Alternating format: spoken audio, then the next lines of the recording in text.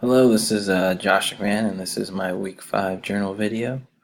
Today I'll be talking about the service provider I interviewed, as well as part as the direct observation I conducted on the student I chose to do the FBA assignment on. The person I chose to interview is the service provider, which is the case manager, who is my school site's inclusion specialist. She has had the student on her caseload for the last few years and has noted that this student has some behavior concerns, and she said that she was glad I chose this student because he would be a good fit for this assignment. The student who I chose to do the FBA on, who I'll be calling TA, is a very bright student who has high functioning autism. Prior to his triennial review, believe she said it was last year, he was determined eligible under ASD. Previous to that, he was eligible under OHI for attention as well. He has Tourette's, which both of us would say is kind of a minor case of Tourette's, but definitely can be difficult for him to control at times. The interview questions I asked his service provider, or our inclusion specialist, were questions about, what are some of the problem behavior that she noticed, when she feels that it happens most often, and if the parents see these behaviors at home. After talking to his case manager, she stated that some of his behavior problems are that he's often off task.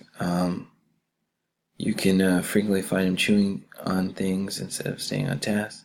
As well, he blurts out and makes noises appropriately without raising his hands. And she also stated that he often doesn't complete work, which is I can totally understand that the blurting out and making noises with Tourette's, but according to his case manager, it's more than what the parent sees at home, and often these aren't the typical Tourette. I guess what you would say is experienced at home, or the outbursts from Tourette's that are experienced at home. After speaking with our inclusion specialist, I took the time to observe the student in the classroom.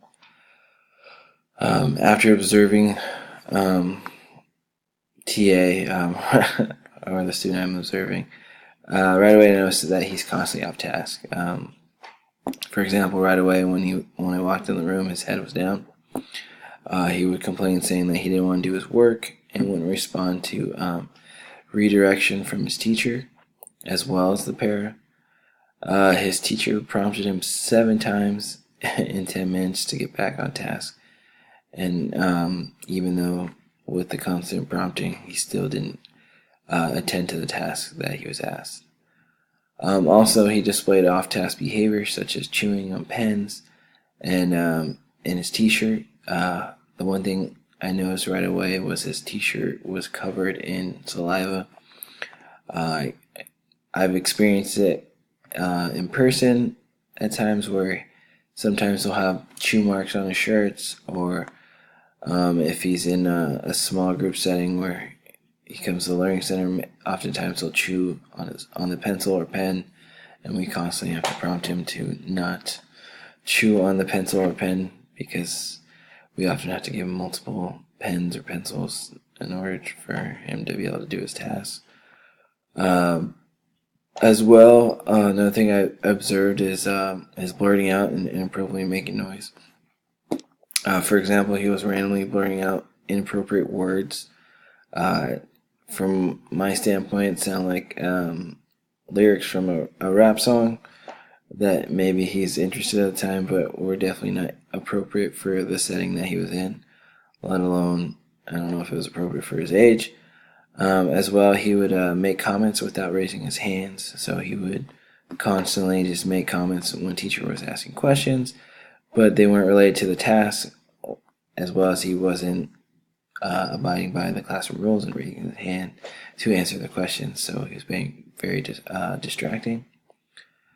These were the three main behaviors that I noticed, and that I'm operationally defining the problem behaviors as off-task behavior, as well as low work completion due to him not wanting to do his work.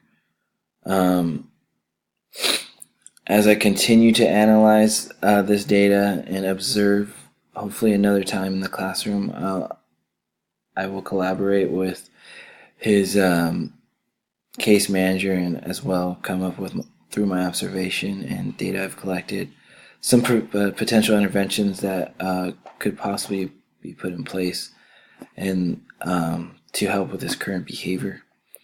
I'm excited, interested to keep moving forward with the FBA process, and hopefully you'll get to see all the data I've collected and information I've gathered through observation in the coming weeks with the FBA assignment coming up next week. So I hope you enjoyed this video, and hopefully I covered everything I was supposed to. Thank you.